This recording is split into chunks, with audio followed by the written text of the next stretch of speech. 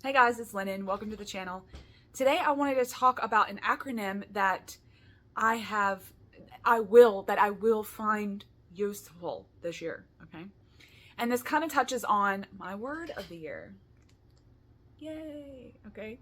I have found it. Halfway through January, but it doesn't matter, okay? I've been loving the practice of having a word of the year. I put a video out reflecting on last year's word. I'll leave it upstairs for you if you want to go check it out. Last year's word was instinct. Now this year's word is effervescent. Yes. I love this word, okay? And it's an adjective. So I guess it's one of those words that that I can relate to myself. I can embody it as an adjective, but then I can also use that word as an opportunity to find joy and the fizziness and the bubbliness of life, and how I can do that this year. Okay. So I picked the word. It's effervescent. Okay. I'm loving it, but I didn't want to make an acronym for the whole damn word of effervescent, okay? So I picked one of my favorite words of all time, which is wild, okay? Which is wild, and looked up some acronyms. And to be honest, I think I saw this acronym being used in a blog thing. I don't know, but so I'm not the only one that's come up with this, okay? But I'm going to be using this acronym in conjunction with my word of the year to really find some joy, to find the color and the bubbles and the fizzy drinks and the fairy lights and, the crystalline nature that is effervescence.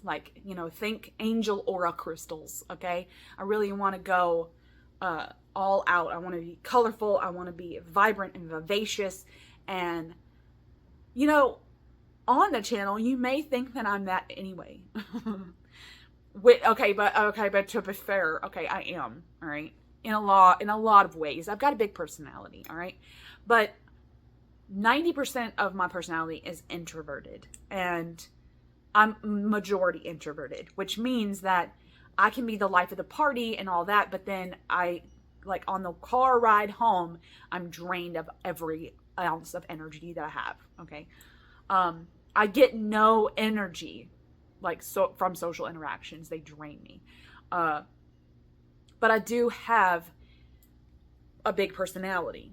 So, but I think that is the Aquarius in me. I'm an Aquarius sun. I think that is, but then my introverted part comes because I'm a cusp baby. I'm an Aquarius on the cusp of Pisces. So I'm like both, and I'm in the dream world. I'm like this big personality, but then in the dream world too. So it's like by myself. I think that's one of the reasons I started a YouTube channel, was because I've got a big personality and I can give it to you guys in 20, 30, 40 minute clips, and then go about my day. And I can share with you guys what I found out about life. And then I'm done, then I'm done with that. It's not like going to a party and I'm filled with people, I can spew and then relax. It's working for me, okay? I've been on YouTube for 5 years now, and it's been working out really great. I love doing this. I love making videos. I love sharing with you guys my thoughts and all that. I love it. And I've been thinking about all this because it's the new year, all right? So anyway, back to the topic at hand. The acronym is WILD, and it was a class. I'm sorry. It was a class in a local witchy shop that I saw on a bulletin, okay? So there you go. That's where I saw this at. In a local. So I don't know if it's on the internet somewhere, or if this lady has it in a blog or a website or something, but apparently she teaches this class in a local witchy shop. And so that's where I saw it. Anyway, the acronym is WILD, and it stands for wise, intuitive, loving, divine. Some really good words, okay? Now, like I said, in conjunction with my word of the year, effervescence. So that's being vivacious, saying yes to things that will bring me joy, okay? Not being a yes girl, all right, all the time, but things that'll bring me joy, things that can unlock that joy in my personality, okay? I really want to get back to painting. I did paint recently. I painted an anatomical heart with thorns on it, like it was a rose. Really, really proud of that painting. Can't wait to hang it up, but I've got like no room on my walls. So I'll have to figure that out. But I want to get back into painting, just color and paints and crayons, and you know, like that's how I manifest my color, okay? In clothes, look like the Joseph in the mini color coat, you know? Clothes and jewelry and pigments and maybe makeup, maybe. I don't really experiment with makeup that often, usually for you guys. But I'm going to try to find ways to bring color and stuff in my life, all right? So with that being said, with that in tandem with my word of the year, effervescence, I'm thinking about this acronym and how I can use it to add this stuff. So how can I be wise? Okay, can I bring wisdom to effervescence, to my effervescence, or effervescence that I would like to see in the world? Okay, because I think that's just as important as self-love, is like this worldly love. Okay, so how can I be wise and bring wisdom into those vivacious parts of my life? I'm going to be pondering that for a long time. Okay, and then intuitive, okay? So how am I with instincts, that's an innate part, getting down to those innate parts of yourself, the things that you're born with, okay? You know, like how a horse can walk as soon as it comes out, okay? That kind of a thing. That's an instinct. They're not taught how to do that. It's not a preconceived notion. It's not whatever. Okay, so that was instinct. And I kind of did work with intuition with instincts last year, but it's not like it ever ends, this kind of work. So I want to be able to say, all right, let's work with our intuition. Okay, now how I'll be doing that is how I do a lot of things, and that's using the tarot, okay? I've got my abstract Thoth, which is my quintessential. Look at the colors of this. I'll be using this deck a lot this year. I can already tell you, okay? There's something about the abstraction, okay? That's another thing that I'll be working on is I've got a couple of ideas for some actual abstract paintings that I want to do. Like play around with like color and shape in abstraction. But abstraction in a total sense. So abstract tarot. This happens to be my only abstract tarot at the moment. Largely, I think that my tarot collection is complete, okay?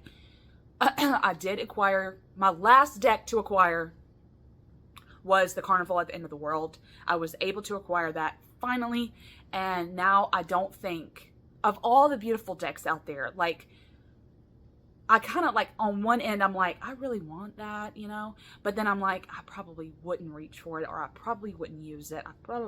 If I have doubts like that, I don't even buy it, you know? Like Goddess of Love Tarot was really up there, but I know why it was up there. It was because the Hierophant card was called the Herodadul, okay? Now, a Herodadul is a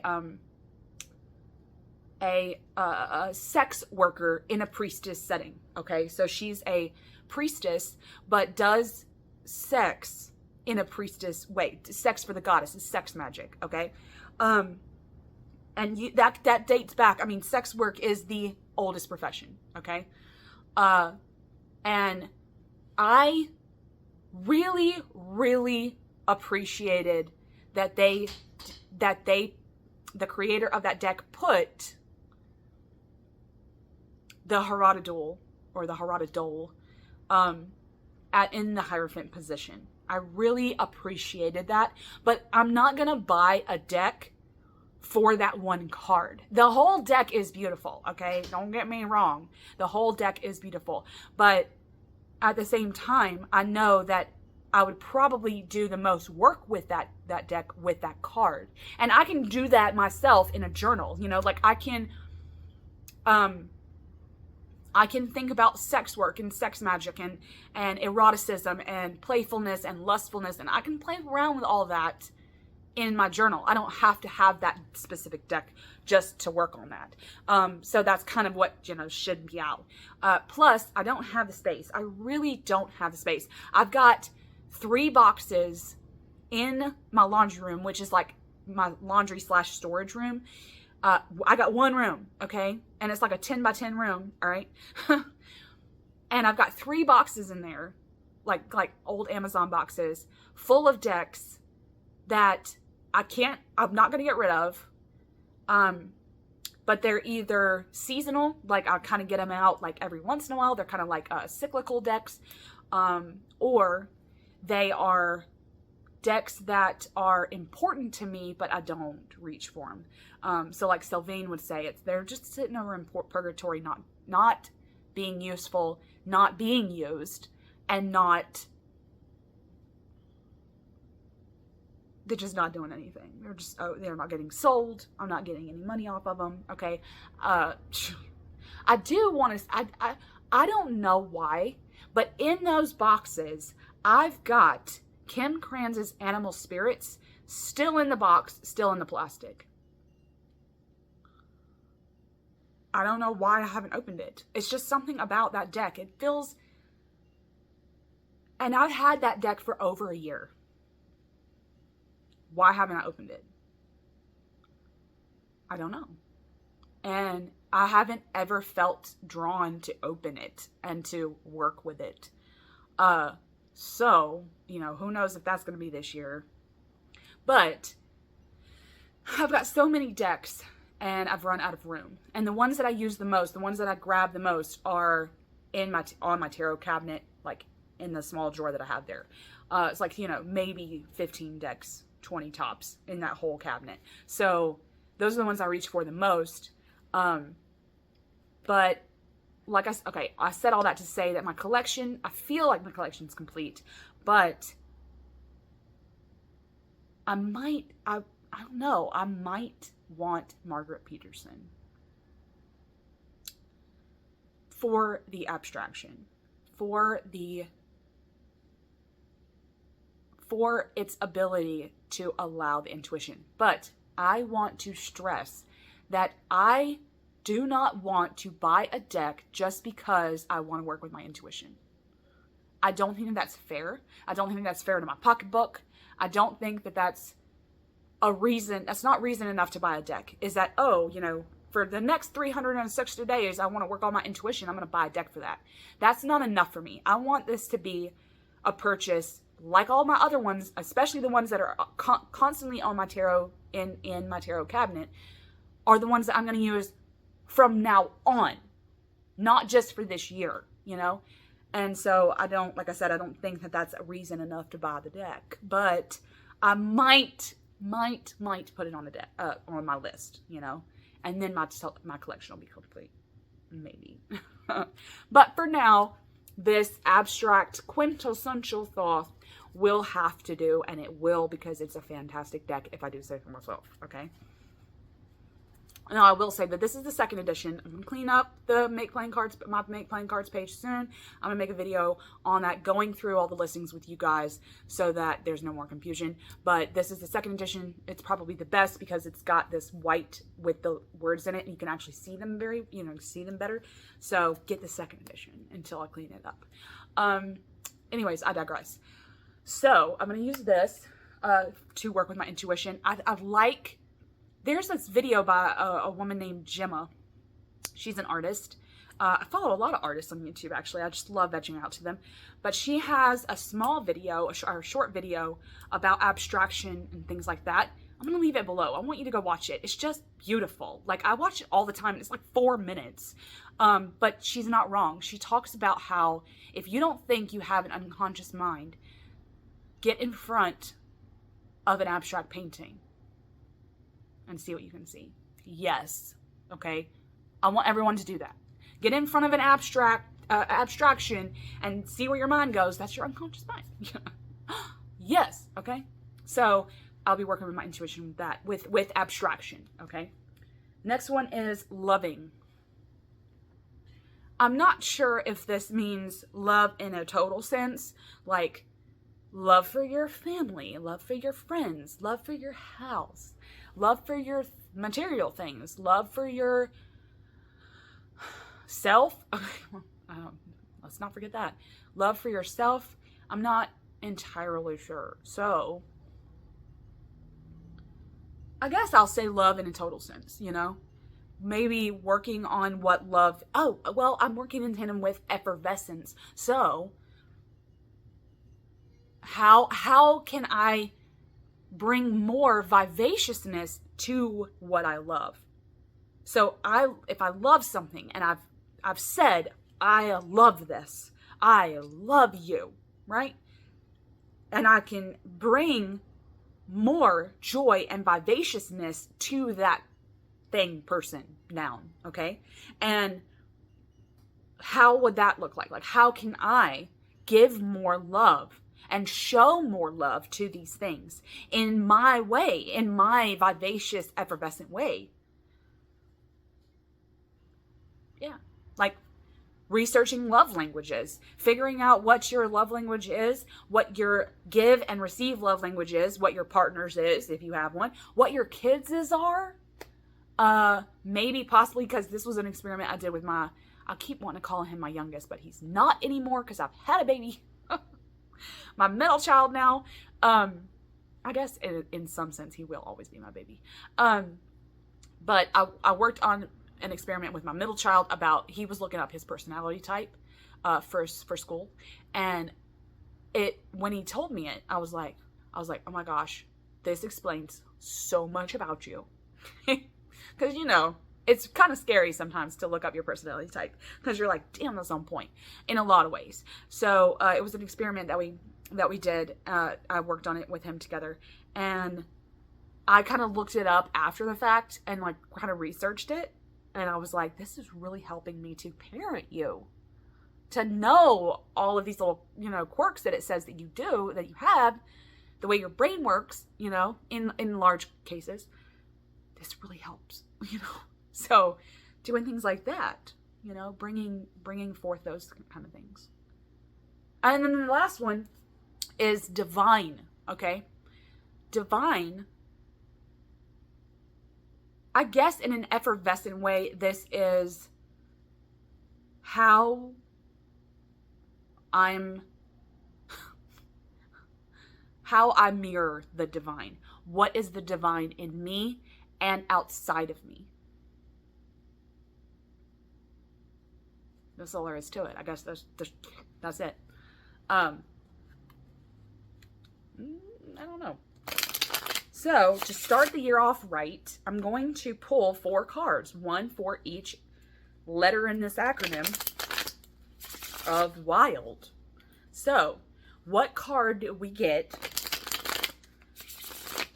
for wise? Okay. Wise.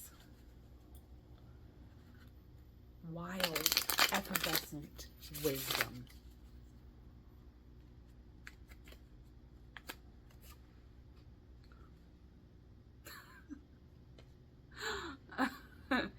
Okay. We got the seven of discs. Failure. Ooh, I got dark. Bring the light back. Bring the light back. 7 of discs. Failure. I love this periwinkle color though, for real. I guess I would say it's not about where you failed in life. It's about not thinking you have enough. That's kind of what this card means to me, is you never being satisfied. And wisdom comes in, to me, that's what this card means, is to have wisdom and to be wise about something. You must think about what you have, not what you don't. That's a good card. Okay, I'm going to set that to the side. I want to set it to the side. Yeah, I'll do that. I'll set it to the side because this is like a spread. So I'm going to shuffle again for intuition, intuitive.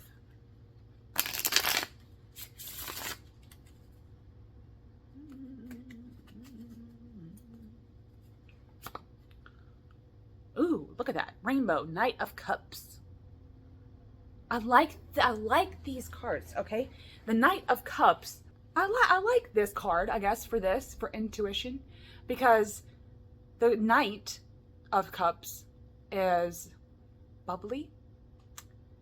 In and of itself, it's effervescent, okay? The Knight of Cups is effervescent. It knows its true colors. I see your true colors, and that's why I love you. So intuition, though, lies in knowing your true colors. What are they? I guess for effervescence, a very good thing that I could do here is go through Roy G. Biv. Okay, so where am I red? What in my personality is red hot, or red, the color red? What's orange, yellow, green, indigo, you know, or blue, indigo, violet? Go through all the colors and figure out what they are in me. In me. It's a good exercise, I guess. Okay, the next one is loving. The next word is loving.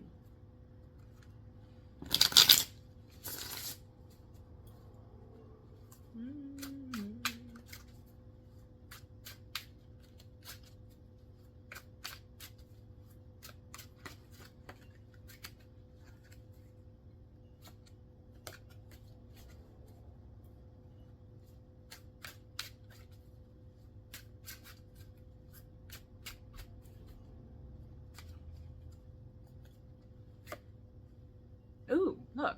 Queen of Wands. We're getting a lot of good cards, okay? Queen of Wands. I want her love. I want her love. Okay. I do. Okay. I want her and her cheetah. Okay. But anyway. I love this card because you can see the brush strokes in this abstract painting. And it's like this swift of yellow, right? So to me, it means a swish and flick. A swish, but a swish of something. There's like she's not afraid to make that mark. She's not afraid to just take her brush and go, you know, right on top of something. It's like no doubt, no fear, just in the middle of the painting, she's just gonna put a big X on it. And that just makes it perfect. But that fear and that doubt that happens before that, it could stop her, but it doesn't stop the Queen of Wands. It doesn't stop it. She's not afraid to make the mark where it's necessary. She's not afraid to do what's necessary. Like that we got this for loving. Because in times, in love, you've got to do what you got to do. You can't be afraid to get out of the comfort zone. That's how you grow. Don't let the fear stop you. And then the last one is divine. cute. I have a song stuck in my head. Dream lover, come rescue me.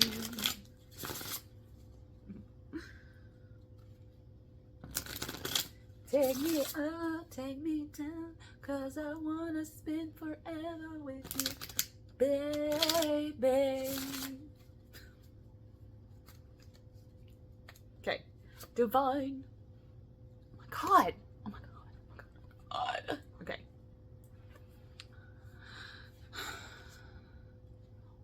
Okay, how weird. We got all 4 suits.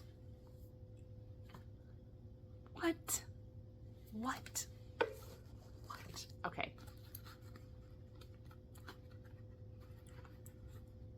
We got the discs, the cups, the wands, the swords. How perfect. How perfect is this? We got the Princess of Swords for divine. Okay. How divinity, divinity, how is that manifesting in you? Okay. Look at that swirl of color there. This card reminds me of mylar. Okay. It's like this watery material of balloons, but it's like the inside of a balloon, so you can't really see it. But mylar is like this shimmery, watery thing, but it's like the mirror of a fun house. Okay, that's what this reminds me of. That it's illusionary, okay, which is what the Princess of Swords is all about for me, is cutting through that bullcrap and getting to the other side, getting past the fog, okay, in your brain, getting past that. But it's looking in the mirror of a fun house, and divinity, that's what divinity is. It's so mysterious that you think you see them in the mirror. You think you can mirror it, that it's mirroring you. And you see divinity, but it's warped, and it like the mirror is going like this in a fun house, you know? And you're like, I think I see you, but I don't know what you look like, okay? That's what divinity is. And it's how to not pin divinity down by what you do perceive. By what you interact, how you interact with deity may not be it's not the full blast of it. It's not the full picture. Wow. Wow. Wow. All 4 suits, okay? I kind of like that we got all 4 suits and no majors, okay? I like that we can contemplate on how each wise, intuitive, loving, and divine, how I can manifest them just in suit alone, like swords for divinity, okay? You know, in the mind. Wands was loving, you know? Wands being for love. Cups being for intuition, okay? And discs being for wisdom. And see, they seem out of order on how we think of the suits of tarot, but it could be a good exercise to say, okay, the wands aren't the loving, no, like the cups aren't the loving, they're the intuitive ones. So I don't know. It's good. It's good. It's good. This deck's gonna be good. Okay. For this, it's good for a lot of things, but okay. So there was my wild model for my word of the year, effervescent. Let me know what your word of the year is. Okay. I hope to see everyone soon. Much love.